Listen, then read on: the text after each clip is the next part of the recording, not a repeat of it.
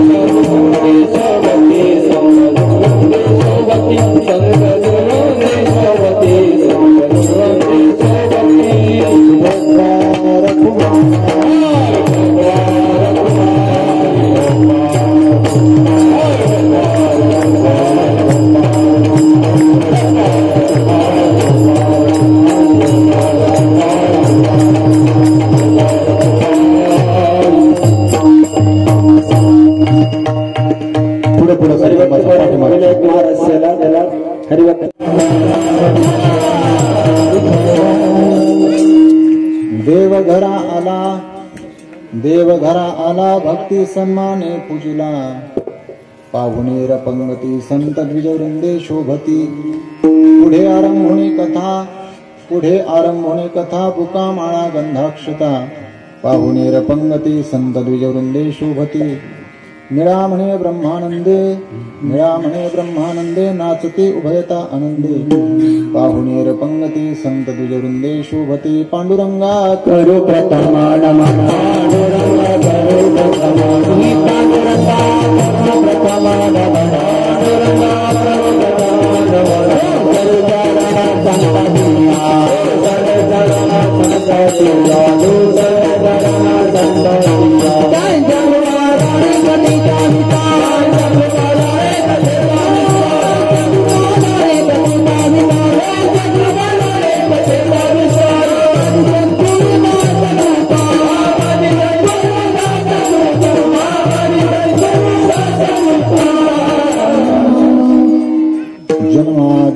तोन्वयादितर्तश्चार्थेष्वभिज्ञस्वराट् तेने ब्रह्महृदाय आदिकवये मुह्यन्ति यत्सूरयः तेजो वारिमृदां यथा विनिमयो यत्र त्रिसर्गो मृषा धाम्ना स्वेन सदा निरस्तकुहकं सत्यं परं धीमहि योऽन्तःप्रविश्य मम वाचमिमां प्रसुप्तां सञ्जीवयत्यखिलशक्तिधरस्वधाम्ना अन्यांश्च हस्तचरणश्रवणत्वगादी प्राणान्नमो भगवते पुरुषाय तुभ्यं श्रीविठ्ठलं सुकरुणार्णवमाशुतोषं दीनेष्टकोशमदसंहतिसिन्धुशोषं श्रीरुक्मिणीमतिमुषं पुरुषं परन्तं वन्दे दुरन्तचरितं हृदि सञ्चरन्तं प्रहसितमुखचन्द्रं प्रोल्लसत्पूर्णबिम्बं प्रणमदभयहस्तं चारुनीलाम्बुदाभं समपदकमनीयं तत्त्वबोधावगम्यं सदैव रददेवं श्रीविठ्ठलं तन्नमामि नमो ज्ञानेश्वरा निवृत्तिउदारा सोपानदेवा मुक्ताबाई नमो त्रिभुवनपावनी अद्यत्र जननी देवांची नमो सद्गुरु तुकया ज्ञानदीपा नमो सद्गुरु सच्चिदानन्दरूपा नमो सद्गुरु भक्तकल्याणमूर्ति नमो सद्गुरु भास्करा पूर्णकीर्ति सम्पाद्य ज्ञानं च विधाय भक्तिं विलोकितो येन समाधिराजः वैराग्यवन्तं सुविचारयुक्तं नमामि योगं श्रीसागुरुन्तं ध्येयं सदा परिभवग्नमभीष्टदोहं तीर्थास्पदं शिवविरञ्चिनुतं शरण्यं मृत्यार्तिहं प्रणतपालभवाब्धिपूतं वंदे महापुरुषते चरणारविंदम जयांची केली स्मरण होय सकळ विद्यांची अधिकरणा तेची वंदो श्रीचरण श्रीगुरूंची ते नमस्कारोनी आता देवघरा आला भक्ती सन्माने पूजिला पाहुणेर पंगती संत द्विजवृंदे शोभती प्रस्तुत प्राप्त प्रसंगी प्राप्त स्थळी कीर्तन रूपी सेवेकरता घेतलेला अभंग जगद्गुरु तुकोबारांच्या कृपानुग्रहित असणारे संत शिरोमणी निरोपबारा यांच्या अभंग गाथेतील देवभक्तांची एकरूपता या प्रकरणांतर्गत आलेला 4 चरणाचा अत्यंत महत्वाचा असा असून प्रस्तुत अभंगामध्ये संत शिरोमणी श्री निरोपबाराय स्वरूपतः एक असलेले देव आणि भक्त भिन्न झाल्यानंतर त्या देव आणि भक्तामध्ये कोणत्या प्रकारचा व्यवहार होतो याचं प्रतिपादन करतात. विठ्ठल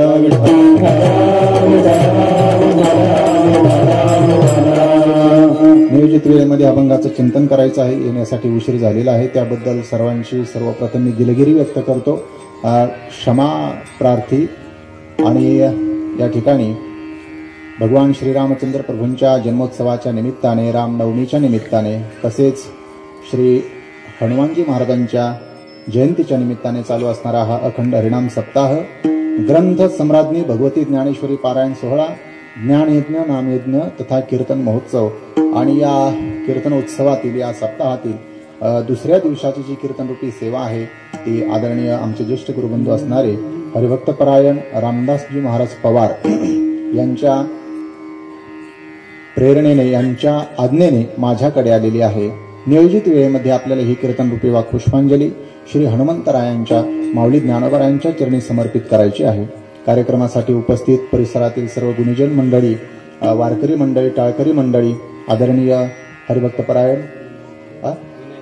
विनायकजी महाराज, गायनाचार्य विनायकजी महाराज ते उपस्थित आहे. आदरणीय हरिभक्तपरायण विकासजी महाराज ते या ठिकाणी उपस्थित आहे. आदरणीय हरिभक्तपरायण मृदंगाचार्य मयूरजी महाराज तेही या ठिकाणी उपस्थित आहे. आणि सर्व गावकरी भजनी मंडळी आणि आपण सर्व श्रोते मंडळी, जाणते पारमार्थिक माता पिता बंधू भगिनी, आपणा सर्वांच्या हृदय सिंहासनावरती विराजमान असणाऱ्या परमपिता परमात्मा श्रीहरींना मी अतिशय भक्तिभावाने नमस्कार करतो आणि अभंगाचं थोड्या वेळामध्ये चिंतन करण्याचा प्रयत्न करतो. विठ्ठल. अभंग संत शिरोमणी निळोबारायांचा आहे. निळोबारायांच्या गाथेतील देवभक्तांची एकरूपता अशा प्रकारचे एक प्रकरण आहे. देवभक्तांची एकरूपता या प्रकरणातला हा अभंग आहे. आता देवभक्तांची एकरूपता या प्रकरणातला हा अभंग असल्यामुळे देव या अभंगाचा आपल्याला एकंदरीत 2-3 मुद्द्याच्या साहाय्याने चिंतन करायचं आहे. 2-3 मुद्द्याच्या साहाय्याने आपल्याला या अभंगाचं चिंतन करायचं आहे. आता देवभक्तांची एकरूपता या प्रकरणातला हा अभंग असल्यामुळे देव आणि भक्त, देव आणि संत, भगवंत आणि संत हे स्वरूपतः कसे एक आहेत. बर, स्वरूपतः एक असलेले देवभक्त भिन्न कोणत्या कारणास्तव झाले आणि स्वरूपतः एक असलेले देवभक्त भिन्न झाले, पण भिन्न झाल्यानंतर त्या दोघांमध्ये परस्पर कशा प्रकारचा व्यवहार होतो, असं एकंदरीत 2-3 मुद्द्याच्या साहाय्याने आपल्याला या अभंगाचं चिंतन करायचं आहे. पहिला आपल्या कीर्तनाचा मुद्दा आहे देव आणि भक्त स्वरूपतः एक कसे आहे हे दृष्टांतासह प्रतिपादन करायचं. हे आपल्या कीर्तनाचा पहिला मुद्दा आहे. निळोबारायांच्या अभंगामध्ये देवभक्तांची एकरूपता असं 18 अभंगाचं एक प्रकरण आहे आणि त्या 18 अभंगामध्ये निळोबारायांनी काही अभंगाच्या काही चरणातून देव आणि भक्त स्वरूपतः एक कसे आहे हे सांगितलेलं आहे. त्या 18 अभंगापैकी काही अभंगाच्या काही चरणातून देव आणि भक्तांची एकरूपता आपल्या लक्षात येण्यासाठी निळोबारायांनी काही उदाहरणं दिलेली आहे आणि त्याच 18 अभंगाच्या काही चरणातून देव आणि भक्त एक स्वरूपतः एक असलेले देव आणि भक्त भिन्न झाल्यानंतर त्या दोघांमध्ये कशा प्रकारचा व्यवहार होतो याचं प्रतिपादन निळोबारायांनी केलेलं आहे. आता सर्वप्रथम देव आणि भक्त हे स्वरूपतः एकच आहे हा सिद्धांत आपण लक्षात घ्या. देव आणि भक्तांची एकरूपता प्रतिपादन केली वेदांनी.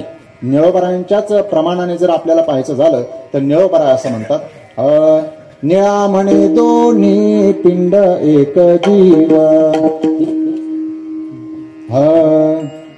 निळा म्हणे दोन्ही पिंड एक जीव, जाणती हा भाव निगमाधिक, जाणती हा भाव निगमाधिक. निळोबारायांचं म्हणणं असं आहे, निळा म्हणे दोन्ही पिंड एक जीव. पिंड शब्दाचा अर्थ आहे शरीर. निळोबाराय असं म्हणतात देव आणि भक्त या दोघांची फक्त शरीरच वेगळे आहे. पिंड वेगवेगळे आहेत, शरीर वेगवेगळे आहे, पण शरीर जरी वेगवेगळे असले तरी त्या दोनही शरीरामध्ये मात्र जीव कसा आहे, एकच आहे, नाही का. निळा म्हणे दोन्ही पिंड एक जीव, नाही का. जाणती हा भाव निगमाधिक. हा भाव कोण जाणतं, हा भाव आपल्याला कोण सांगतं, तर निळोबाराय म्हणतात जाणती हा भाव निगमाधिक. निगमाधिक शब्दाचा अर्थ आहे, निगम म्हणजे वेद आणि निगम आहे ज्याच्या आधी, असे निगमाधिक. म्हणजे वेदांचंही हेच म्हणणं आहे काय, देव आणि भक्त एकरूप आहेत. शास्त्रांचंही हेच म्हणणं आहे, देव आणि भक्त एकरूप आहे.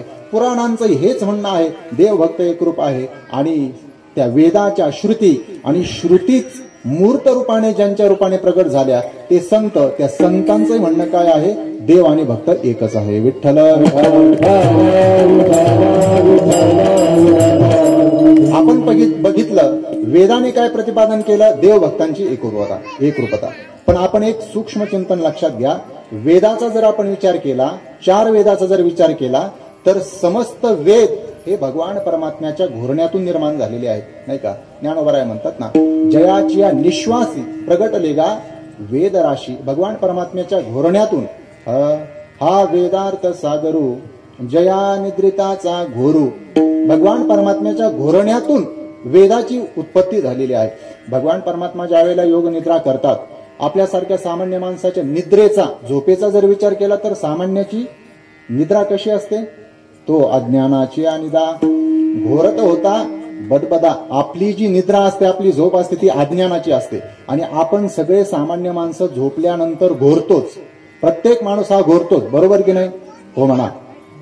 जरी तुम्हाला कळत नसलं तरी प्रत्येक माणूस घोरल्याशिवाय राहत नाही. फक्त फरक एवढाच आहे, ज्याचा ज्याचा जसा अधिकार असेल तशा तशा पद्धतीने घोरतो, पण घोरल्याशिवाय माणूस राहत नाही. एखाद्याचा अधिकार मोठा असतो, तो जास्त घोरतो.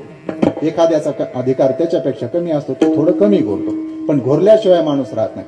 पण आपली झोप ही अज्ञानाची आहे आणि आपलं घोरणं हे दुसऱ्याची झोप मोडण्याच्या उपयोगाला येतं. पण भगवान परमात्म्याची निद्रा ही अज्ञानाची निद्रा नाही.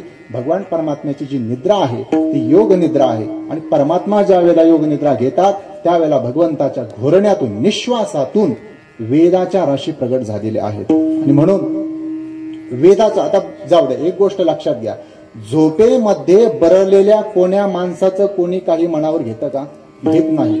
म्हणून एक वेळ आपण एक गोष्ट लक्षात घ्या की भगवान परमात्मा योगनिद्रेमध्ये आहेत, झोपलेले आहेत आणि घोरण्यातून वेद प्रगट झालेले. एक वेळेला आपण वेदाचं म्हणणं मान्य करू नका, पण जे भगवान परमात्मा जागृत अवस्थेमध्ये जी श्रीमद भगवद्गीता त्यांनी धर्मक्षेत्र असणाऱ्या कुरुक्षेत्रावर भक्तराज अर्जुनांना सांगितली, त्या श्रीमद भगवद्गीतेमध्ये देखील भगवान परमात्म्यांनी देवाची आणि भक्तांची एकरूपता सांगितलेली आहे. विठ्ठल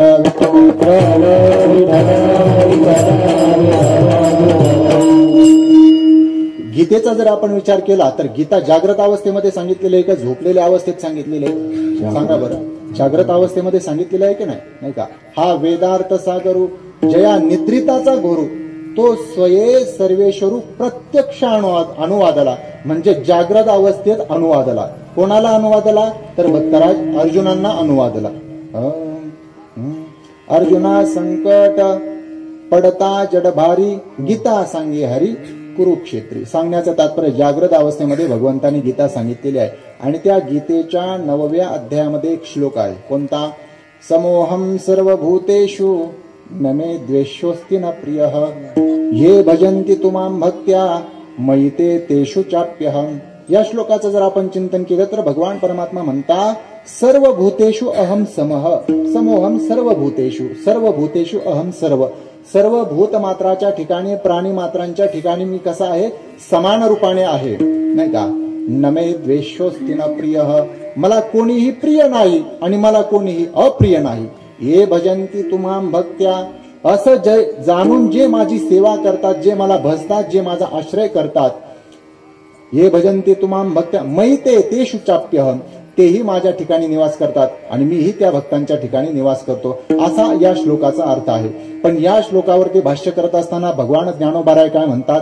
ज्ञानोबाराय असं म्हणतात, आता हा श्लोक भगवंताच्या मुखातला आहे म्हणून ज्ञानोबारायांच्या मुखातून ज्या ओव्या बाहेर निघाल्या त्या भगवंताचंच ते मनोगत आहे. ऐका, ज्ञानोबाराय असं म्हणतात, तोमी पुससी कैसा जो सर्वाभूती सदा सरिसा समोहम सर्व भूतेषु. या पदाचं ज्ञानोबाराय व्याख्यान करतात. काय?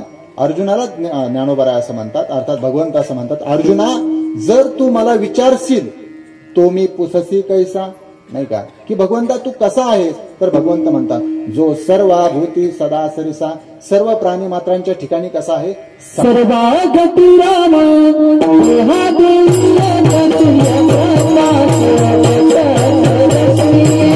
रश्मी हा दृष्टांत दिलेला आहे. सिद्धांत काय आहे? सर्वा घटी राम देहादेही एक. ऐक नाही, घट जरी वेगळे असले तरी त्यामध्ये पडणारं आत्मचैतन्य अर्थात ते सूर्याचं बिंब कसं आहे? ते बिंब मात्र एक आहे. तसं हे जीव जरी वेगवेगळे दिसत असले तरी त्या सर्व प्राणी मात्रांच्या ठिकाणी एकच आत्मचैतन्य भरून उरलेलं आहे. ऐका, ज्ञानोबाराय असं म्हणतात, तो मी पुससी कैसा जो सर्वाभूती सदा सरिसा. आता सर्व प्राणी मात्रांच्या ठिकाणी सदा सरिसा म्हणजे समान रूपाने परमात्मा आहे. लक्षात घ्या, जो जीव मनुष्याचा आहे तो जीव मुंगीचा देखील आहे. म्हणून संतांना मनुष्य मारला काय आणि मुंगीला मारलं काय, संतांना दुःख हे सारखंच होत असतं. कोण्याही जीवाचा न घडू मत्सर हे संतांनी सांगितलेले सिद्धांत आहे. आणि वर्म सर्वेश्वर पूजनाचे ऐका, भगवान परमात्मा सर्व प्राणीमात्रांच्या ठिकाणी समान कसा आहे याच्यावरती एक छोटंसं आपल्या घरातलं जर उदाहरण द्यायचं झालं तर आपल्या घरामध्ये वेगवेगळे लाईटचे उपकरणं असतात. त्याच्यामध्ये फ्रीज असतं, त्याच्यामध्ये कूलर असतं, फॅन असतो, आणखीन काय असतं, मिक्सर असतं, इस्त्री असते. आणि ही सगळी उपकरणं कशावर चालतात? कोळशावर चालतात, बरोबर ना? कशावर चालतात? लाईटवर चालतात. मला सांगा, इस्त्री लाईटवर चालते, कूलर लाईटवर चालतं, आणखीन मिक्सर लाईटवर चालतं. आता ही उपकरणं जरी वेगवेगळी असली तरी या उपकरणांना चालवणारी जी एनर्जी आहे, जी लाईट आहे, ती कशी आहे? एकच आहे. तसं किड्यापासून मुंगीपर्यंत, मनुष्यापर्यंत, गाढवं, बैल, कुत्रा, मांजर हे सगळे अर्थात अंडज, जारस, स्वेदज आणि उद्भिज या चारही खाणीतले आपल्याला वेगवेगळे जीव दिसत असले तरी या सर्व जीवांच्या ठिकाणी एकच परमपिता परमात्मा भरलेला आहे. म्हणून ज्ञानोबा असं म्हणतात, तो मी पुससी तैसा जो सर्वाभूती सदा सरिसा, सर्व प्राणीमात्रांच्या ठिकाणी ते परमात्मा चैतन्य सारखं आहे. त्यानंतर ज्ञानोबा असं म्हणतात, जो सर्वाभूती सदा सरिसा जेत आप करू ऐसा भेदू नाही. भगवान परमात्म्याचा जो श्लोक आहे, नमे द्वेष्वस्तिन प्रिय, या पदावर ज्ञानोबा व्याख्यान करत असताना म्हणतात, जेत आप करू ऐसा भेदू नाही का. भगवान परमात्म्याचा जर विचार केला, प्रिय अप्रिय भाव हा सामान्य माणसाच्या ठिकाणी असतो, पण भगवंताचा जर विचार केला तर प्रिय अप्रिय भाव भगवंताच्या ठिकाणी नाही. विठ्ठला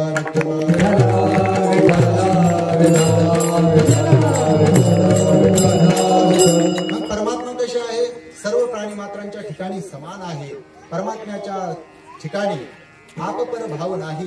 ज्ञानोबा पुढे असं म्हणतात, ऐसिया माते जाणोने, नाही का, हे भजंती तुमान भक्त्या, या पदाचं व्याख्यान करीत असताना ज्ञानोबा म्हणतात, ऐसिया माते जाणोने अहंकाराचा कुरुठा मोडोनी, जे जीवे कर्मे करुणी भजती माते. ऐसिया माते जाणोने, कैसिया माते जाणोने, की परमपिता परमात्मा सर्व प्राणी मात्रांच्या ठिकाणी समान आहे.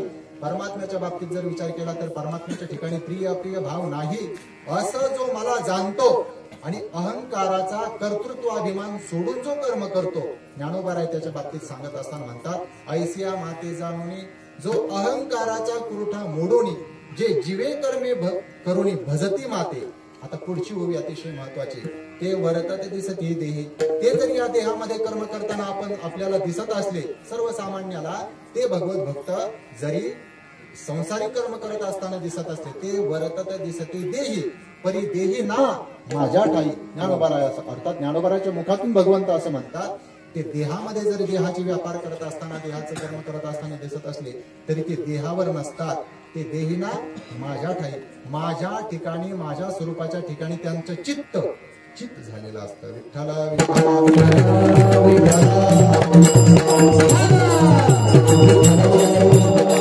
वर्तत दिसती देही परी देही ना माझ्या ठाई, नाही का. देहीच विदेही भोगोदशा जगतु, या ते वर्तत दिसती देही परी देही ना माझ्या ठाई. या ओळीच्या, ज्ञानोबारांच्या ओळीच्या संबंधाने आपण तुकोबाराच्या एका अभंगाचं जर चिंतन केलं तर तुकोबारा असं म्हणतात, बोलो अबोलने मरोनिया जीने, मरोनिया जीने, बोलो अबोलने मरोनिया जीने, मरोनिया जीने, असोनी नसने जनी आमा, असोनी नसने जनी आमा, असोनी नसने जनी आम्हा, जनी आम्हा, भोगी त्याग झाला संगीच असंग, संगीच असंग. परमोच्च कोटीचा सिद्धांत तुकोबारे आपल्याला सांगतात काय? बोलो अबोलणे मरोनिया जिने. तुकोबारे सांगतात, आम्ही जरी व्यावहारिक दृष्ट्या बोलताना दिसत असलो तरी मात्र आता आम्हाला कोणालाही काहीही बोलायचं शिल्लक राहिलेलं नाही. प्रमुख कोटीचा सिद्धांत आहे. म्हणजे कर्तृत्व, कर्म काय अकर्म काय याचा कोणताही लेप तुकोबारांना आता लागत नाही, नाही का. तृण नाही तेथे पडिला दावाग्नी, जाय आपे आप विझवून येतो. अशा प्रकारची अवस्था, परमोच्च कोटीची अवस्था तुकोबारांना प्राप्त झालेली आहे आणि त्या अभंगातून व्यक्त करतायत. बोलो अबोलणे मरोनिया जिने, वास्तविक पाहता मरणाच्या अगोदरच आम्ही मरून गेलेलो आहोत, वास्तविक आम्ही मेलेलो आहोत. मेलेलो आहोत म्हणजे काय? मरणाही आधी राहिलो मरोनी. मरणाच्या अगोदर तुकोबाराय म्हणतात आम्ही मरून गेलो, म्हणजे याचा अर्थ काय? तुकोबारायांचं हे बोलणं विसंगत वाटतं की नाही आपल्याला? तर याचा अर्थ असा आहे, तुकोबाराय असं म्हणतात की मरण माझे मरोनी गेले किंवा मरणाही आधी राहिलो मरोनी, असं ज्या अर्थी तुकोबाराय म्हणतात, याचा अर्थ तुका म्हणे काळ आता करू न शके बळ. तो जो काळ आहे ना, जगा काळ खाय आम्ही माथा दिला. संपूर्ण जगताला ज्या काळाचं भय आहे त्या काळाच्या माथ्यावर मात्र आम्ही पाय दिला, तुकोबाराय असं म्हणतात. तुका म्हणे काळ आता करू न शके बळ. आता आम्हाला त्या परमात्म्याची स्वरूपता प्राप्त झालेली आहे ना, तर तो काळ सुद्धा आमच्यावर चाल करू शकत नाही, त्या काळाचं बळ सुद्धा आमच्यावर चाल करू शकत नाही, अशी अवस्था तुकोबारायांना प्राप्त झाली. म्हणजे मरणाचं जे भय होतं, मरणाचं भय निघून गेलेलं आहे. आणि म्हणून तुकोबाराय म्हणतात मरणाही आधी राहिलो मरोनी, नाही का? किंवा मरण माझे मरोनी गेले, म्हणून मरोनिया जिने असोनी नसणे जनी आम्हा. तुकोबाराय म्हणतात असोनी नसणे, वास्तविक पाहता ज्या देहाचं प्रारब्ध जोपर्यंत शिल्लक आहे तोपर्यंत मात्र आम्हाला या मृत्यू लोकामध्ये राहावं लागणार आहे की नाही का? आता कर्माचाही लेप लागत नाही, अकर्माचाही लेप लागत नाही, पण जोपर्यंत या देहाचं प्रारब्ध शिल्लक आहे, जितक्या वर्ष असेल तितक्या वर्ष, तेवढ्या दिवस मात्र आम्हाला या मृत्यू लोकामध्ये राहणं गरजेचं आहे. असो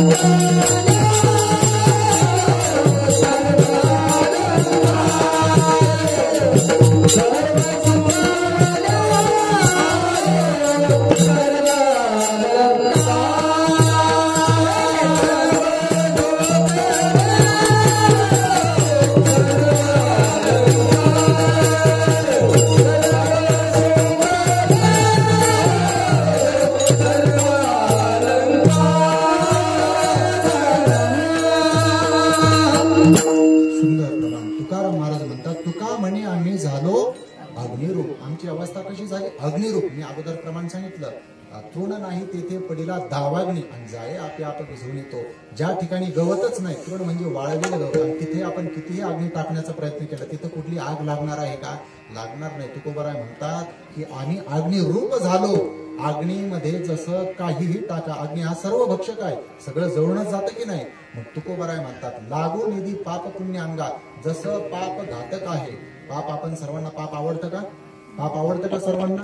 आवडत नाही. पुण्य मात्र सर्वांना आवडतं. पण पारमार्थिक दृष्ट्या जर विचार केला, जसं पाप घातक आहे तसं पुण्य सुद्धा घातक आहे. आणि म्हणूनच तुकोबाराय म्हणतात तुका म्हणे आम्ही झालो अग्निरूप, लागून येदी पाप पुण्य अंगा. आम्हाला पाप लागतच नाही, पण पुण्य सुद्धा लागत नाही. अशी परमोच्च कोटीची अवस्था तुकोबारायांना प्राप्त झालेली, कर्मातीत अवस्था तुकोबारायांना प्राप्त झालेली. म्हणून तुकोबाराय म्हणतात मरोनिया जिने आणि असोनी नसने जने आम्हा. जोपर्यंत या देहाचं प्रारब्ध शिल्लक आहे तोपर्यंत आम्हाला या मृत्यूलोकामध्ये राहावं लागेल, आणि या सृष्टीच्या नियमानुसार आम्हाला कर्म करावं लागेल, नाही का? असोनी नसने जनी आम्हा. वास्तविक पाहता या संघामध्येच आम्हाला राहायचं आहे, पण या संघामध्ये राहूनच आम्ही असंगत अशा प्रकारची अवस्था प्राप्त करून घेतलेली आहे. तशा पद्धतीचे आमचे गुरुवर्य श्री गुरु मारुती बाबा कुरेकर, शांतीब्रह्म मारुती बाबा, एक छोटंसं उदाहरण सांगायचे, खूप गोड उदाहरण सांगायचे. संत महात्म्यांची अवस्था, संत महात्म्यांची जी परिस्थिती असते आणि सामान्य माणसाची जी अवस्था असते त्याबद्दल एक उदाहरण सांगायचे. बघा, आपल्याला नारळ सर्वांनी पाहिलेला आहे. ते नारळाचे दोन प्रकार, एक ओलं नारळ आणि एक वाळलेलं नारळ. ओल्या नारळाचा जर आपण विचार केला तर नारळाला कठीण कवच असतं, त्याला आपण करोटी म्हणतो.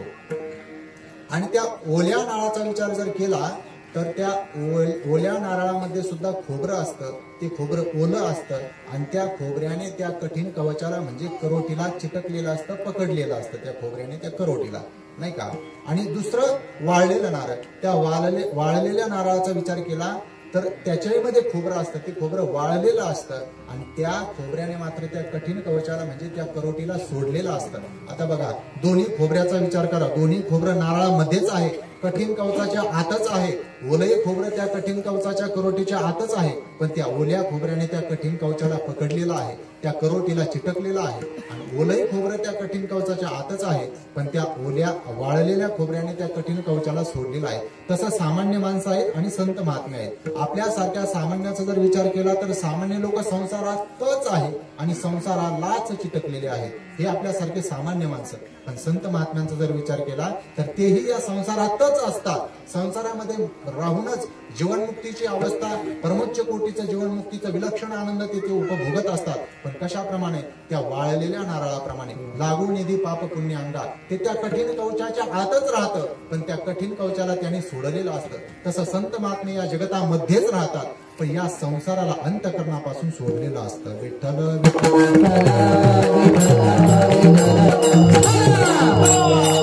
तोडिले लाग माग दोन्ही, या अभंगाचं ते ध्रुवपदाचं उत्तरार्ध आहे. तोडिले लाग माग दोन्ही. लाग म्हणजे काय, माग म्हणजे काय? लाग म्हणजे जे वर्तमान स्थितीमध्ये तुकोबारांसारख्या महात्म्याकडून जे कर्म घडतं त्या कर्माचं पुण्य आणि पाप त्यांना लागत नाही. आणि माग म्हणजे काय? जे काही संचित कर्म आहे, कर्म करून जे संचित कर्म त्या संचित कर्मामध्ये जमा होतं, ते संचित कर्म सुद्धा तुकोबारांचं कसं जळून भस्म झालेलं आहे आणि क्रियमान कर्माचा सुद्धा त्यांना लेप लागत नाही. पण जोपर्यंत प्रारब्ध आहे तोपर्यंत जीवन जगायचं आहे. तुकोबाराय म्हणतात ना, जीवन मुक्त अवस्था तुकोबारायांना प्राप्त झालेली आहे. तुका म्हणे मुक्ती परिणिली नोबरी. तुकोबारायांनी त्या मुक्ती बरोबर परिणय केलं. परिणय केलं म्हणजे काय केलं? लग्नच करून टाकलेलं आहे, नाही का. तुकोबारायांनी त्या मुक्ती बरोबर परिणय केलं, लग्न केलं. पण आता दिवसचारी खेळी, पण जोपर्यंत या देहाचं प्रारब्ध शिल्लक आहे तोपर्यंत तर मात्र आम्हाला या मृत्यू लोकांमध्ये जीवन जगावं लागणार आहे, थांबावं लागणार आहे, नाही का. अशी परमोच्च कोटीची अवस्था तुकोबारायांची आहे, नाही का. पण ही अवस्था सामान्य माणसाच्या लक्षात येते का? सामान्याने विचारण्याचा प्रयत्न केला की तुकोबाराय तुम्ही म्हणताय की बोलो अबोलने मरोनिया जेणे, नाही का, असोनी नसनी जनी आम्हा भोगी त्याग झाला संगीचा संग तोडिले लाग माग दोन्ही. पण हे काय सिद्धांत आमच्या काही लक्षात येत नाही. नेमकं तुमचं स्वरूप काय आहे, तुम्ही कसे आहात? त्यावेळेला तुकोबारांनी सांगितलं, तुम्हाला जर माझी स्वरूप लक्षात जर घ्यायचं असेल, मी कसा आहे हे जर तुम्हाला जाणून घ्यावं असं वाटत असेल तर तुकोबाराय असं म्हणतात, तुका माने नावे दिसतो मी नावे दिसतो मी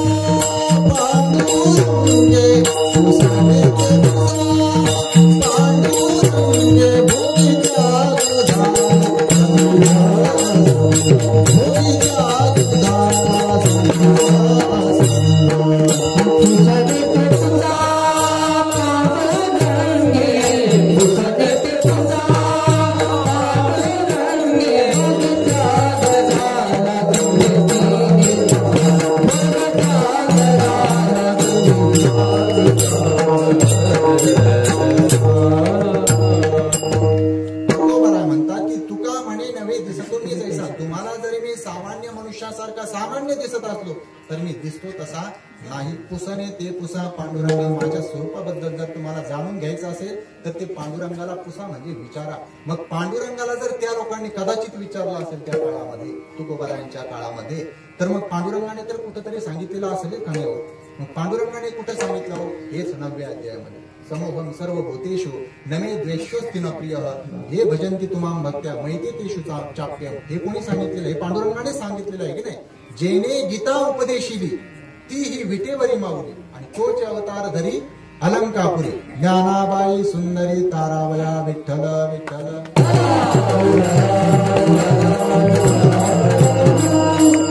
भगवान कृष्णाने सांगितलं तेच पांडुरंग आणि तेच पांडुरंग. अवतार पांडुरंग नाव ठेवल्या ज्ञानोबा कोण आहे? पांडुरंगाचाच अवतार आहे. प्रगट गुह्य बोले विश्वब्रह्माची केले, नाही का?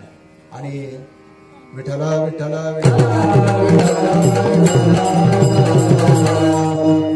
तुका म्हणे नव्हे दिसतो मी तैसा पुसणे ते पुसा पांडुरंगे. आणि मग ते कुठं सांगितलं?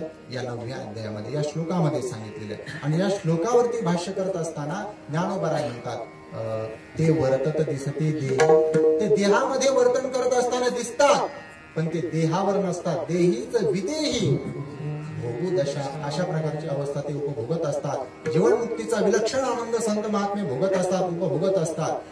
आणि ज्ञानोबराय म्हणतात किंवा ज्ञानोबरायांच्या मुखातून भगवंत म्हणतात ते वर्तत दिसती देही परी देही ना माझ्या टाई. ते माझ्या ठिकाणी त्यांचं अंतकरण, त्यांचं चित्त माझ्या स्वरूपाच्या ठिकाणी चित्त झालेलं असतं.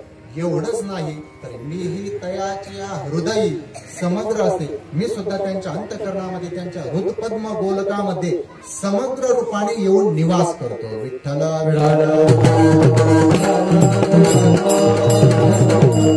म्हणजे देवही भक्ताच्या हृदयामध्ये निवास करतो आणि भक्तही देवाच्या हृदयामध्ये निवास करतो. मी तयाच्या हृदयी समग्र असेल. कशाप्रमाणे हे लक्षात येण्यासाठी ज्ञानोबाने एक उदाहरण दिलेलं आहे. सविस्तर वटत्व जैसे बीज कणिके माझी असे आणि बीज कणू असे वटी जेवे. आपल्याला सर्वांना वटवृक्षाचं झाड माहिती आहे, पण ते वटवृक्षाचं रोप म्हणत नाही ज्ञानोबा. सविस्तर वटत्व जैसे म्हणजे विस्तार पावलेला वट वृक्ष अतिशय मोठा आहे. बघा इथं वडाचं झाड आहे, पण ते लहान आहे. पण वडाचं झाड याच्यापेक्षा आपल्याला किती मोठमोठी वडाची झाडं आपल्याला पाहायला भेटतात. पण एवढा मोठा वटवृक्ष जरी असला तरी त्या वटवृक्षाचं बीज किती मोठं असतं? अगदी मोहरीच्या कणापेक्षाही बारीक असतं की नाही? पण त्या छोट्याशा बीजकणिकेमध्ये, त्या बीजामध्ये सविस्तर वटत्व सामावलेलं असतं की नाही? ज्ञानोबा म्हणतात ना सविस्तर वटत्व जैसे. कुठं सामावे? बीज कणिके माझी असे. मग सांगा, संपूर्ण तो वटवृक्ष त्या बीजकणिकेमध्ये सामावलेला असतो, त्या वटवृक्षाच्या बीजामध्ये सामावलेला असतो. आणि ते वटवृक्षाचं बीज कुठून निर्माण होतं? ते वटवृक्षापासूनच निर्माण होतं की नाही?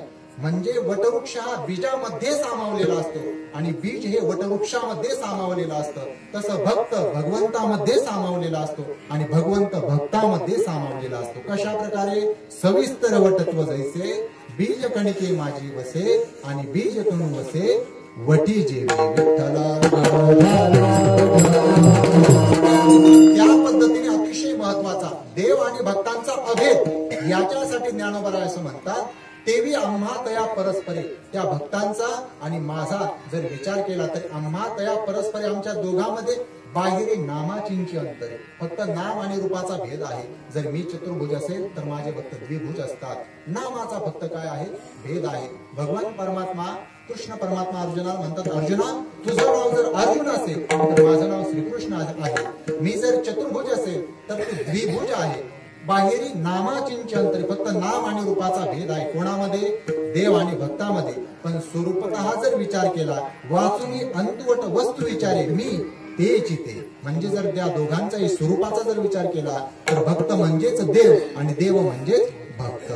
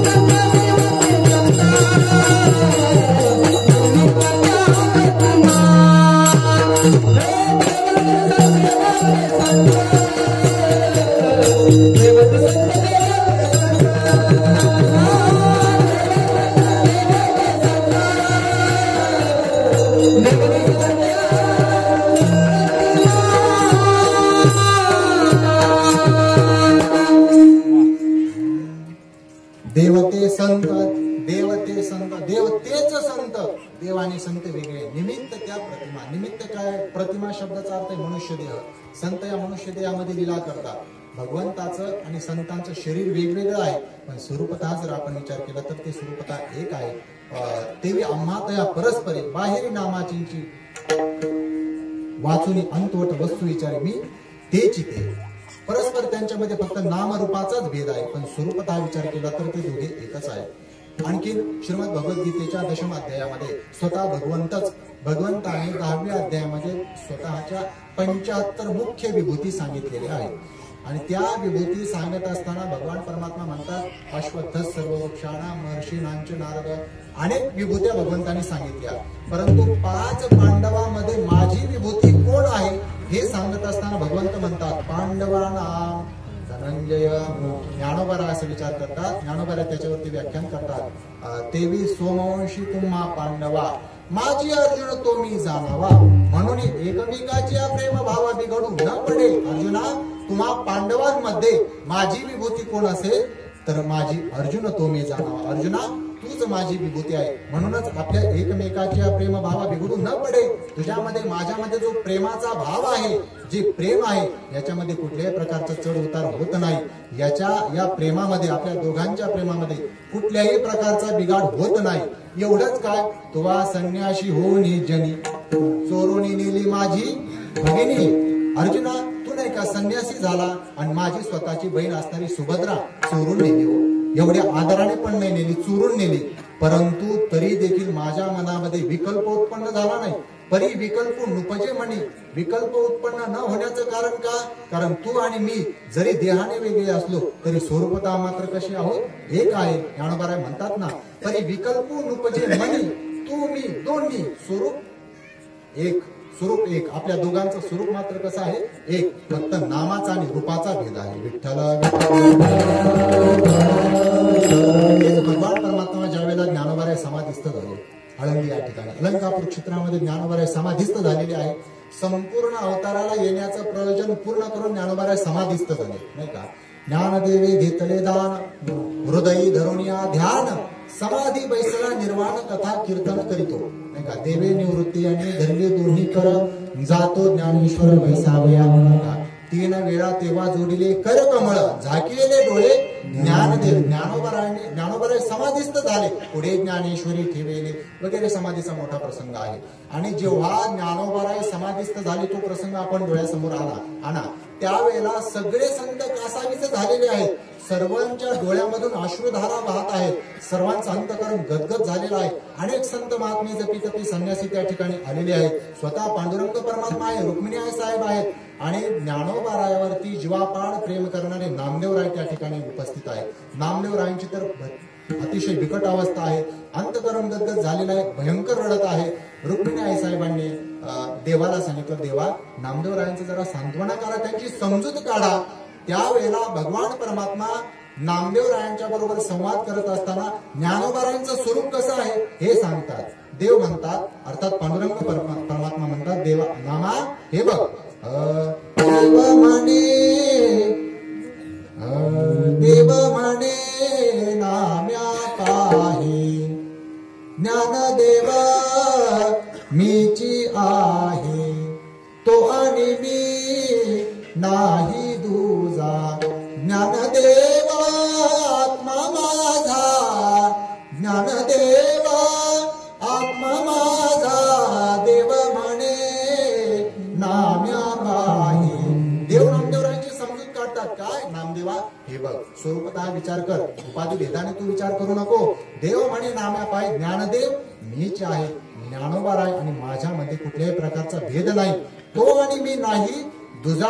ज्ञानदेव आत्मा माझा, ज्ञानोबा ही माझीच आत्मा आहे. किंवा विठोबाचा प्राण सखा ज्ञानोबा माझा विठ्ठल.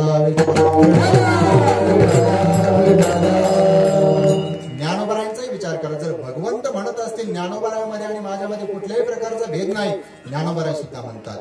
गुरुवर्य बोधे बाबांनी एक छोटीशी यमन रागातली चाल शिकवलेली आहे, ती थोडीशी म्हणतो ऐका. तू माझा स्वामी मी तुझा रंक, तू माझा स्वामी मी तुझा रंक. पाहता नदीसे वेगळे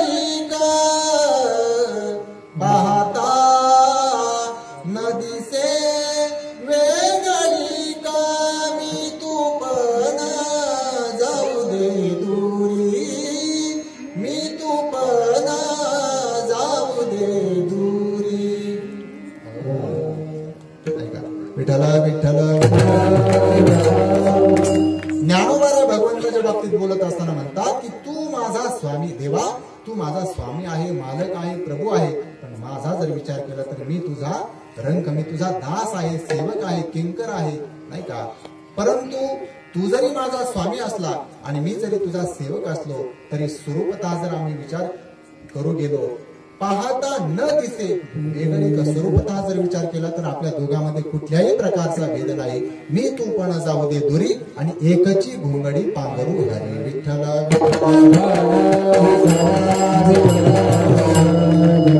आपण देवाचं म्हणणं ऐकलं, ज्ञानोबारायचं म्हणणं ऐकलं, वेदाचं काय म्हणणं आहे ते ऐकलं. आता नारद महर्षींचं म्हणणं ऐका. नारद महर्षींनी काय केलं, हे म्हणणं काय, देवभक्तांची एकरूपता, हेच म्हणणं आहे की नाही सगळ्यांचं. देव आणि भक्त स्वरूपता एक आहे, उपाधीच्या भेदाने जरी वेगळे असले तरी स्वरूपता एक आहे. नारद महर्षींनी 84 सूत्राचा एक नारद भक्तिसूत्र नावाचा गोड ग्रंथ लिहिलेला आहे. अतिशय छोटे छोटे सूत्र पण अतिशय अर्थपूर्ण सूत्र आहे. त्या ठिकाणी एक सूत्र आपल्याला नारद महर्षी सांगतात, तस्मिन तज्जने भेदा भावा. तस्मिन म्हणजे त्या परमपिता परमात्म्यामध्ये आणि तज्जने म्हणजे त्या परमात्म्याचे जन म्हणजे भक्तजन. लक्षात आलं का. तस्मिन तज्जने भेदाचा अभाव, त्या दोघांमध्ये काय आहे, भेदाचा अभाव आहे. तस्मिन तज्जने भेदा भावा. ऐका, एक दिवस काय झालं, भगवान श्री रामचंद्र प्रभू वनवास पूर्ण करून अयोध्येमध्ये आले. अयोध्येमध्ये आल्यानंतर हनुमानजी सुद्धा बरोबर होतेच. आणि एक दिवस सहज सेवा करत असताना हनुमानजीला रामप्रभू विचारतात, रामप्रभूंना विचार केला की आपण हनुमंताची जरा परीक्षा घेऊ. आता रामप्रभू मोठे आहेत, मोठ्यांच्या कृतीमध्ये मोठा अर्थ असतो असं म्हणतात ना. मोठे लोक हे स्वच्छंदी असतात. आपण सगळ्यांनी जगन्नाथ अण्णाची कीर्तन ऐकलेली आहे. जगन्नाथ अण्णाचा एक छोटासा एक दृष्टांत सांगतो ऐका. मोठे लोक स्वच्छंदी असतात, याच्यावरती आपण एक उदाहरण द्यायचे. एक दिवस काय झालं, एक महात्मा होते, साधू महात्मा होते, आणि त्यांना एका गाढवावर बसण्याची लहर आली. जगन्नाथांना म्हणायचे वास्तविक त्यांना घोड्यावरच बसायचं होतं, पण घोड्यावर बसण्याची इच्छा अपूर्ण राहिली. लक्षात आलं ना तुमच्या, घोड्यावर बसण्याची इच्छा त्यांची, कारण ते संन्यासी होते ना, म्हणजे त्यांचं लग्न झालेलं नव्हतं, एवढंच सांगायचं. आणि लग्नामध्ये घोड्यावर बसतात की नाही, मग ती इच्छा पूर्ण करायची. त्यांचं तुकोबारायांचं प्रमाण पाठ होतं, म्हणायचे कोणतं, गाढवाचे घोडे आम्ही करू दृष्टी पुढे, गाढवाचं घोडा आम्ही दृष्टी समोर करू. मोठे लोक कसे स्वच्छंदी असतात याच्यावरती बोलायचे. अण्णा गाढव आणलं आणि त्या गाढवावरती विराजमान झाले ते साधू महात्मे, आणि गावातून फेरफटका मारायला लागले. ते धारण खेड्यामध्ये आले आणि सगळे लोक भाविक भक्त होते, सगळे कीर्तन ऐकणारे लोक होते. ते सगळे लोकांनी त्या महात्म्याचं दर्शन घ्यायला सुरुवात केली. महात्मा घोड्यावरती बसलेले आहेत, पण त्या गाढवाला असं वाटलं की हे सगळे धारणगावचे लोक सगळे माझ्याच पाया पडतात की काय, ही सगळी पुष्पवृष्टी चालू आहे, सगळे माझ्यावरच पुष्पवृष्टी करतात की काय, असं कोणाला वाटलं, त्या गाढवाला वाटलं. जगन्नाथांना म्हणायचे त्या गाढवाचा असा गोड गैरसमज झाला की हे सगळे लोक माझ्याच पाया पडतात की काय, आणि असा गोड गैरसमज बऱ्याच गाढवांचा होतो. विठ्ठल असं कोण म्हणायचं, अण्णा म्हणायचे, असं मी नाही म्हणत, हे त्यांचा विनोद आहे. ऐका, तसं रामप्रभू स्वच्छंदी जीवन आहे. त्यांना एक दिवस असं वाटलं की आपण हनुमंताची परीक्षा घेऊ. ऐका, आणि हनुमंताला सरळ प्रश्न विचारला त्याने, अतिशय सोपा प्रश्न की हनुमंता तू कोण आहेस. प्रश्न काय विचारला, हनुमंता तू कोण आहेस, तू कोण आहेस. अतिशय सोपा प्रश्न, सरळ प्रश्न आहे. हनुमानजीने विचार केला की आपण लंका सुद्धा जाळली, रामप्रभूंच्या रात्रंदिवस आपण सेवेमध्ये आहे, तरी देखील रामप्रभू आपल्याला हा प्रश्न विचारतायत, याचा अर्थ या प्रश्नामध्ये काहीतरी गमक असलं पाहिजे. हनुमानजीने विचार केला की हनुमानजी रामप्रभूला म्हणतात की प्रभू हा प्रश्न तुम्ही मला देहदृष्ट्या विचारत आहात का, किंवा हा प्रश्न तुम्ही मला जीवदृष्ट्या विचारत आहात का, किंवा हाच प्रश्न तुम्ही मला आत्मदृष्ट्या विचारत आहात का. आणि ऐका प्रभू, हा जर म्हणजे तू कोण आहेस हा प्रश्न जर तुम्ही मला देहदृष्ट्या जर विचारत असाल तर देहदृष्ट्या तू दासोहम, देहदृष्टीने मी तुमचा कोण आहे, दासोहम, दास आहे. आणि प्रभू हाच जर प्रश्न तुम्ही जर मला जीवदृष्ट्या जर विचारत असाल तर जीवदृष्ट्या त्वदंशकः, जीवदृष्टीने मी तुमचा कोण आहे, अंश आहे. ऐका, ममय वांशो जीव लोके, भगवान परमात्मा म्हणतात ना गीतेमध्ये, हे संपूर्ण जीव आहे ते कोणाचे अंश आहेत? माझेच अंश आहेत. तर हनुमानजी सुद्धा म्हणतात की प्रभू, जीवदृष्टीने जर तुम्ही मला हा प्रश्न विचारत असाल तर जीवदृष्टीने मी तुमचा कोण आहे? अंश आहे. आणि प्रभू, हाच जर प्रश्न तुम्ही जर मला आत्मदृष्ट्या, स्वरूपदृष्ट्या जर विचारत असाल तर आत्मदृष्ट्या त्वमेवाह इति मे निश्चलामती, आत्मदृष्टीने जर विचारत असाल तर तुम्ही आणि मी, आपल्या दोघांमध्ये कुठल्याही प्रकारचा भेद नाही. तुकोबाराय असं म्हणतात ना, तुझा मज नाही भेद केला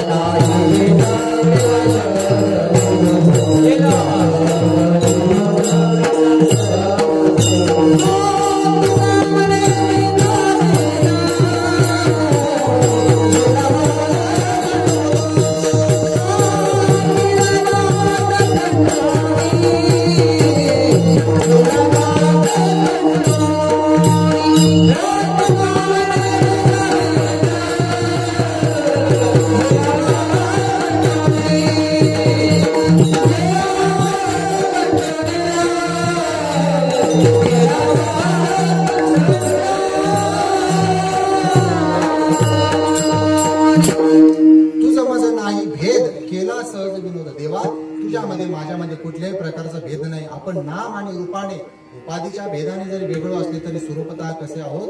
एक आहे. ऐका, सर्व संतांचं, वेदाचं, शास्त्राचं, पुराणांचं, नारद महर्षींचं म्हणणं आहे देव आणि भक्त स्वरूपतः एक आहे. मग ऐका, जर देव आणि भक्त स्वरूपतः जर एक असेल तर भिन्न होण्याचं कारण काय? ऐका, भिन्न झाले पण कशासाठी झाले? घरामध्ये जर दोन चार जर भाऊ असतील, सख्खे भाऊ असतील, तर कधी कधी काय होतं, त्यांचं डिवायडेशन होतं, ते भिन्न होतात, वायली राहतात. याच्यासाठी कारण असतं का? ते विनाकारण होतात, नाही का? एखाद्याला जर विचारलं का हो तुम्ही सगळे एकत्रित कुटुंब राहत होतं, भिन्न का झाले? नाही, थोडंसं वाजलं म्हणतात. अहो, थोडंसं ज्या अर्थी भिन्न राहायची वेळ आली, वेगळं राहायची वेळ आली, त्या अर्थी थोडंसं वाजलेलं असतं का? चांगलंच वाजलेलं असतं की नाही? म्हणूनच तर बाहेर वेगळं राहायची वेळ येते की नाही? तसं भगवान परमात्मा वेगळे आणि भक्त वेगळे का झाले याचं सरळ उत्तर ज्ञानोबा एकावत देतात की भक्ती सुखा लागी आपणची होणी दोही भागी. भक्ती सुखाचा आनंद घेण्यासाठीच देव आणि भक्त रूप एकच परब्रह्म तत्व देव आणि भक्ताच्या रूपाने व्यक्त झालेलं आहे. तुकोबाराय ज्या वेळेला अद्वैत अवस्था प्राप्त झालेली आहे, तुकोबारायांना मुक्त अवस्था, अद्वैत अवस्था प्राप्त झालेली आहे, पण त्याच्यामध्ये तुकोबारायांचं मन रमेना. तुकोबाराय म्हणतात अद्वैती तो नाही माझे समाधान. तुकोबाराय म्हणतात नको ब्रह्मज्ञान आत्मनेति भाव, नको ब्रह्मज्ञान आत्मस्थिती भाव, मी भक्त तू देव ऐसे करी, मी भक्त तू देव ऐसे करी, दावी रूप माझ गोपिकार म्हणा, दावी रूप माझ गोपिकार म्हणा, नको ब्रह्मज्ञान आत्मस्थिती भाव, मी भक्त तू देव ऐसे करी, मी भक्त तू देव ऐसे करी, दावी रूप माझा गोपिकार म्हणा. विठ्ठल विठ्ठल.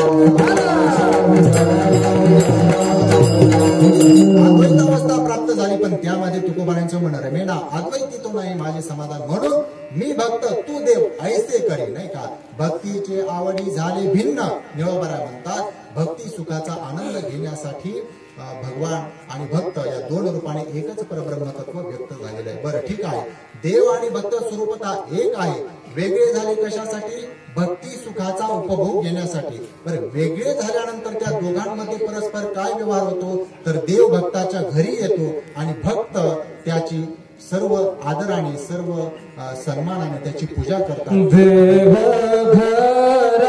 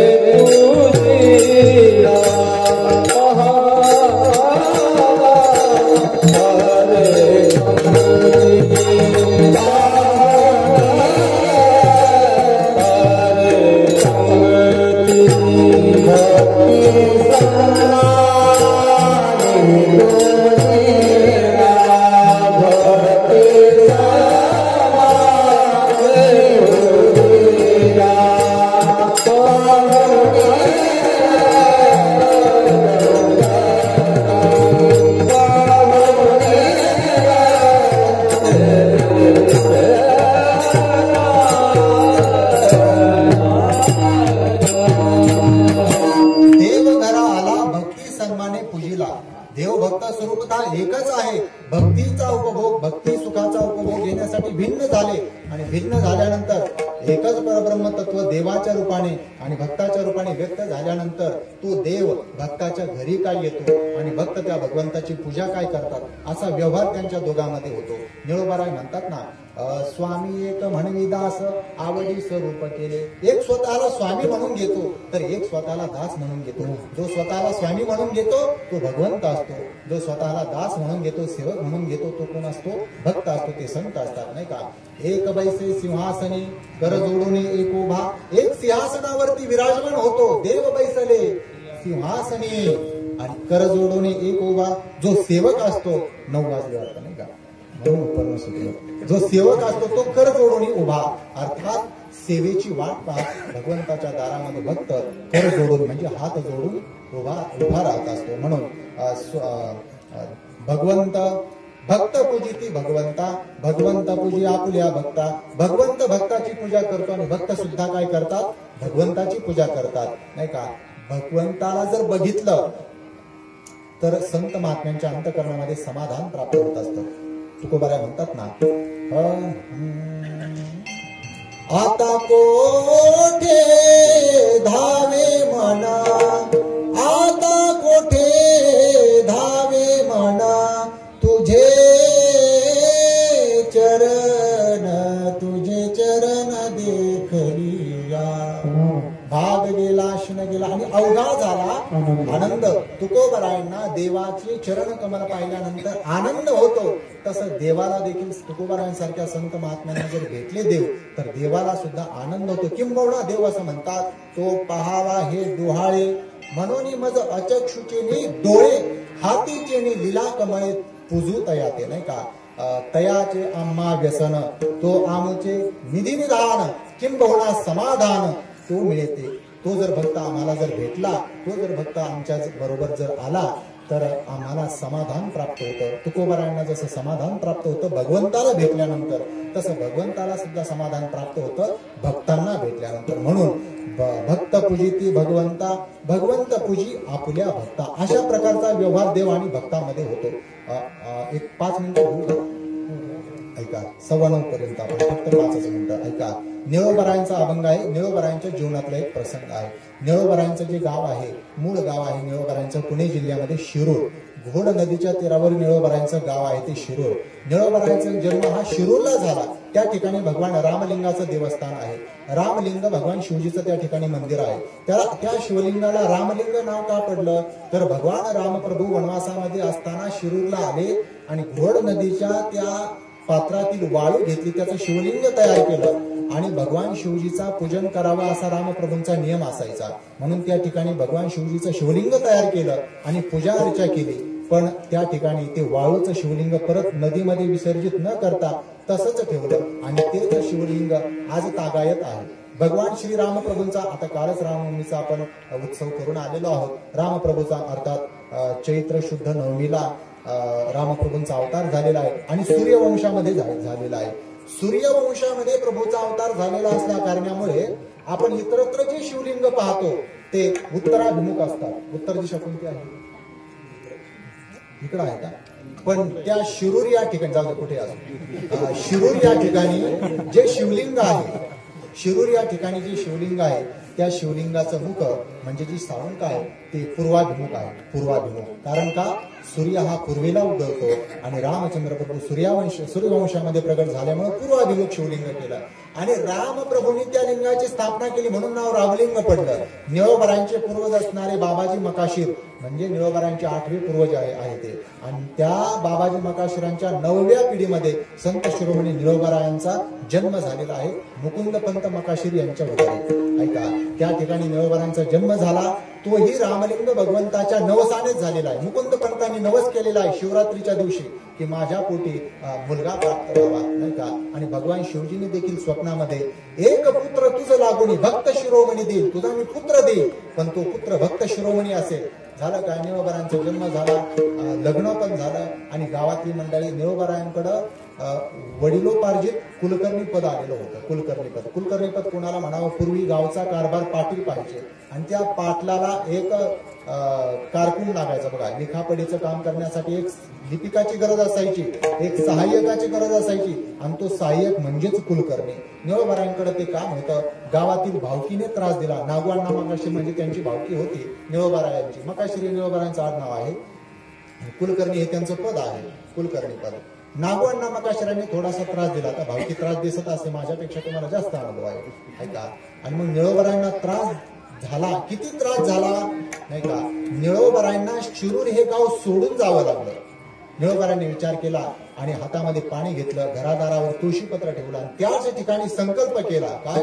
सोडून संसार चिंता सारी, धरीन पंढरीची वारी, आणि पुंडलिका समद्वारी देव उभा करीन. पुंडलिक रायाने जसं भगवान पंढरीनाथाला विटेवरती उभा केलं ना, तसं मी सुद्धा पुंडलिका समद्वारी देव उभा करीन असा संकल्प करून पंढरीची वारी धरली.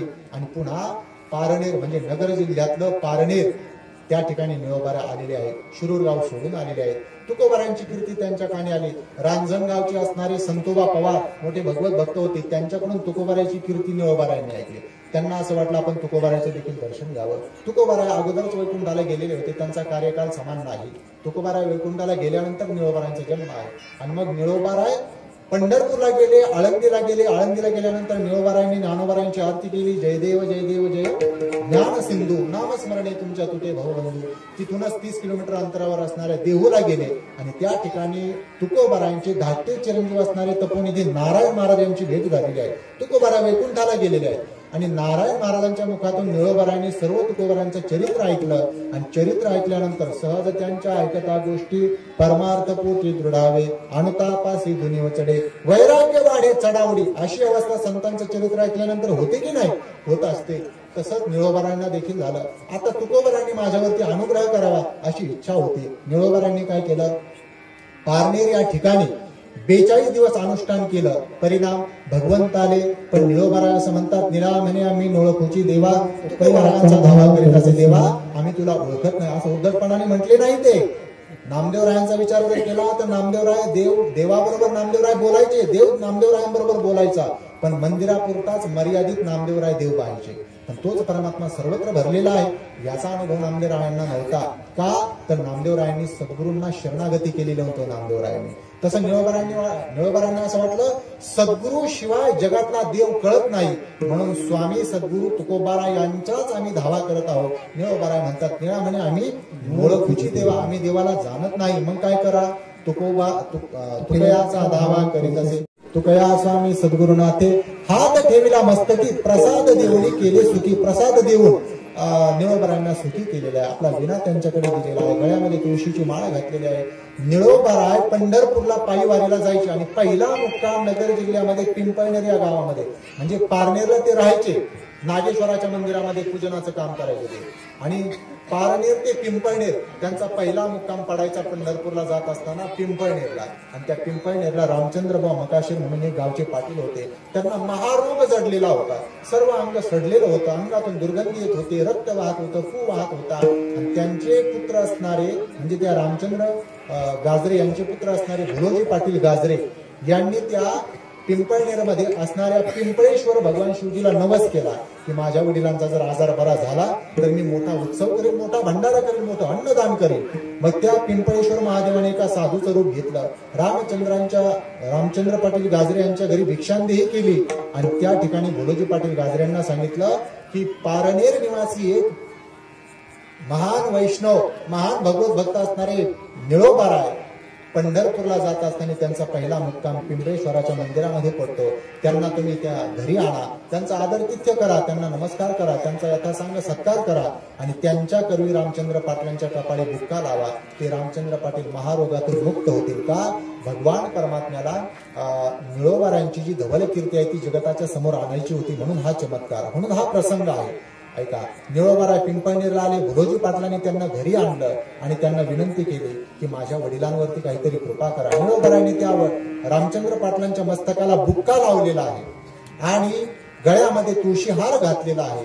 त्यांच्या मस्तकावरती हात ठेवलेला आहे. त्याचा परिणाम असा झाला, त्या दिवशी संध्याकाळी निळोबाराय कीर्तन करत असताना त्या रामचंद्र पाटील गाजरे यांचा तो महारोग आहे, त्या महारोगातून रामचंद्र पाटील मुक्त झालेले आहेत. तो महारोग त्यांचा निघून गेलेला आहे, आनंद झालेला आहे.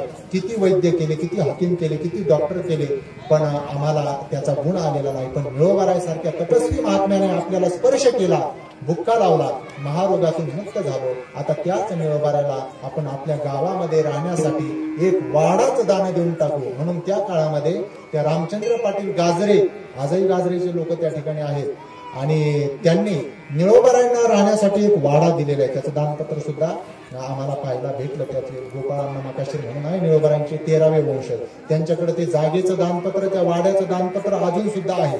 निळोबारायांना दिलेलं ते दानपत्र. ऐका, निळोबारायांची अशी पंढरीची वारी चालू होती. निळोबाराय भगवत भक्ती करता करता जीवन व्यतीत करत होते. वय वाढलं, आता वारी होणं शक्य नाही, आणि मग निळोबाराय एक दिवस पंढरपूरला गेले. चंद्रभागेचं स्नान केलं, अंतकरण गदगद झालं. आता परत या चंद्रभागेचं स्नान आपल्याला या देहामध्ये घडणार नाही. आता पुन्हा आपल्याला प्रदक्षिणा होणार नाही पंढरपूरची. आता पुन्हा गरुड पाराला लोटांगण घालता येणार नाही, गरुड खांबाला आपल्याला कडकडून मिठी मारता येणार नाही, आणि या डोळ्याने भगवंताचं ते सावळं रूप आता पाहता येणार नाही. भगवंताला निळोबाराय म्हणायला लागले, देवा आतापर्यंत मी तुमची वारी केली. पण निळोबाराय असं म्हणतात, पंढरीवणी घरी जाता वाटे कंठी पंढरीनाथा, वाटे कंठी पंढरीनाथा, वाटे कंठी पंढरीनाथा. हे पंढरीनाथा पांडुरंगा मायबापा, पंढरीहून घरी जात असताना आमच्या अंतःकरणाला मोठी खंत वाटत आहे का? आता पुन्हा मला तुझं दर्शन होणार नाही, या डोळ्याने तुझं दर्शन होणार नाही. मग काय करा? आता बोळवीत यावे, नाही का, आमच्या गावा आम्हा सवे. आता देवा आमच्याच गावाला तुम्ही आमच्या बरोबर आलं पाहिजे. मग निळोबारा अशी देवाला विनंती करून पिंपळनेरला परत घरी आले, आणि आल्यानंतर भगवान परमात्मा एक दिवस त्यांच्या स्वप्नामध्ये गेले. का? की हे निळोबाराया, मी तळेगाव ढमढेरे म्हणजे पुणे जिल्ह्यामध्ये आहे, शिक्रापूरच्या जवळ ते गाव आहे. भीमा नदीच्या तीरावर बसलेलं ते तळेगाव ढमढेरे, त्या ठिकाणी ढमढेरे आडनावाचे लोक असतात, म्हणून त्याला तळेगाव ढमढेरे असं म्हणतात. भीमा नदीच्या पात्रामध्ये स्वयंभू रूपामध्ये रुक्मिणी आई साहेबांनी पांडुरंग परमात्मा येऊन राहिले. निळोबारायांना स्वप्नात जाऊन सांगितलं, आणि स्वप्नात जाऊन सांगितल्यानंतर सांगितलं, निळोबाराया मी त्या तळेगावच्या भीमा नदीच्या पात्रामध्ये आलेलो आहे, मला मोठ्या उत्साहाने पिंपळनेरला घेऊन जा. निळोबारायांनी सगळ्या भक्तांना सांगितलं की आपल्याला देवाला आणायला जायचं आहे, देव आपल्या घरी आलेले आहे. निळोबारायांनी टाळ मृदंगाच्या गजरामध्ये सगळी भजनी मंडळ त्या ठिकाणी तळेगावला गेले, आणि त्या पाण्यातून त्या स्वयंभू पांडुरंगाच्या रुक्मिणी आई साहेबांची मूर्ती बाहेर काढल्या. त्या ठिकाणी अधिकारी एक बाई होती, त्या बाईने सांगितलं, आणि त्या तळेगावमध्ये नुकतीच पांडुरंग परमात्म्याच्या मंदिरामध्ये पांडुरंगाच्या मूर्तीची स्थापना केलेली होती, तिथं नवीनच.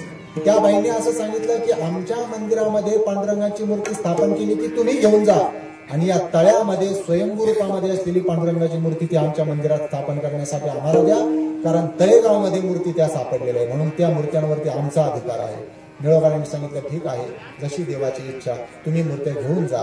पण ज्या वेळेला तळेगावचे लोक त्या मूर्त्या उचलायला लागले, कुणालाही मूर्त्या जागेवरून हललेल्या नाहीत. आणि ज्या वेळेला निळोबारायांना सांगितलं की ठीक आहे, देवाला तुमच्या गावी यायची इच्छा आहे, म्हणून तुम्हीच त्या मूर्त्या पांडुरंगाला घरी घेऊन जा. निळोबारायांनी काय केलं? देवाला प्रदक्षिणा केली, आणि एकट्या निळोबारायांनी त्या स्वयंभू असणाऱ्या मूर्त्या उचललेल्या आहेत, रथामध्ये ठेवलेल्या आहेत, आणि टाळ मृदंगाच्या गजरामध्ये पिंपळनेरला त्या पांडुरंगाच्या स्वयंभू मूर्त्या, विठ्ठल रुक्मिणीच्या मूर्त्या त्या ठिकाणी आणलेल्या आहेत. आणि त्या ठिकाणी त्या पांडुरंग परमात्म्याची प्राणप्रतिष्ठापना केली. रुक्मिणी आई साहेब विराजमान आहे. आणि पिंपळनेरला जर तुम्ही कधी गेले नगर जिल्ह्यामध्ये, तर त्या ठिकाणी ज्या पंढरीनाथ परमात्म्याच्या ज्या मूर्त्या आहेत त्या स्वयंभू आहेत, स्वतः निळोबारायांचा स्पर्श झालेल्या त्या मूर्त्या आहेत, स्वयंभू त्या मूर्त्या आहेत पांडुरंगाच्या आणि रुक्मिणी आई साहेबांची. निळोबाराय म्हणतात ना, निळा म्हणे पिंपळनेर दुजे केले पंढरपूर. आणि ज्या वेळेला पांडुरंग परमात्मा पंढरीहून निळोबारायांच्या घरी आले, अंतःकरणामध्ये आनंद सामावेला, आणि तो आनंद अंतःकरणामध्ये न साठल्यामुळे सहजच वाणीच्या द्वारे प्रकट झालेला आहे. देवघरा आला, देवघरा आला, भक्ती सन्माने पूजिला, भक्ती सन्माने पूजिला, बाहुणीर पंगती संत द्विजवृंदे शोभनी. पुढे आरंभोनी कथा, पुढे कथा कीर्तन करायला सुरुवात केलेली आहे. पूजनाचं स्वरूप काय आहे? बुका माळा गंधाक्षता, नाही का, निळा म्हणे ब्रह्मानंदे नाचती उभयता आनंदे. भगवंत भक्ताच्या घरी आल्यामुळे भगवंताला सुद्धा मोठा आनंद झाला आणि भगवंत आपल्या घरी आला हा प्रसंग पाहून निळोबारायासारख्या संत महात्म्यांना देखील मोठा आनंद होतो. म्हणून निळा म्हणे ब्रह्मानंदे, ब्रह्मानंदे म्हणजे मोठ्या आनंदाने. नाचती उभयता आनंदे, उभयता आनंदे नाचती. उभयता म्हणजे कोण? देवही नाचतो आणि कोण? भक्तही नाचतात. नामदेव कीर्तन करी पुढे देव नाची पाडे. केवळ भक्तच नाचतात असं नाही, त्या कीर्तनामध्ये तल्लीन होऊन भगवंत सुद्धा नाचतात. म्हणून निळा म्हणे ब्रह्मानंदे नाचती उभयता आनंदे. विठोबा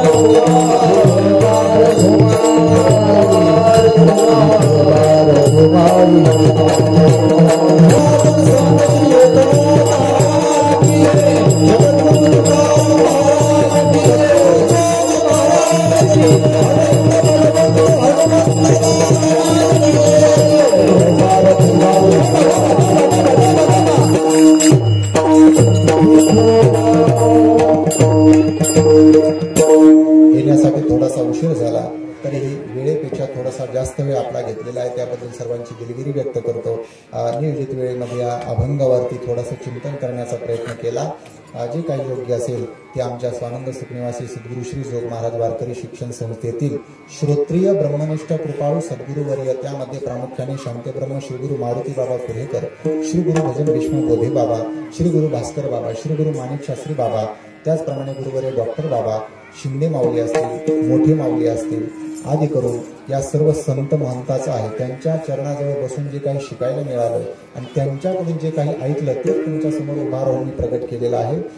न्यूनते पुरते अधिकते सरते करोनी घे हे तुमते विनमित्व असे. बोलिलो जैसे बोलविले देवे माझे तुम्हा ठावे याती कोळ. करा क्षमा काही नका धरू कोप संत माय बाप दिनावरे. झालेली हे कीर्तनरूपी वाद पुष्पांजली अखिल कोट ब्रह्मांड नायक भगवान श्री पंढरीनाथ परमात्म्याच्या चरणी समर्पित. मुक्त कैवल्य तेजुने भगवान श्री ज्ञानोबाराय, वैराग्य रागरसिक जगद्गुरु श्री तुकोबाराय, स्वानंद सुखनिवासी सद्गुरू श्री जोग महाराज, रामभक्त श्री हनुमानजीच्या चरणी ही वाक्पुष्पांजली समर्पित करतो. सद्गुरुवाऱ्यांच्या चरणी ही वाक्पुष्पांजली समर्पित करतो आणि माझ्या वाणीला या ठिकाणी विराम देतो. ज्ञानेश्वरा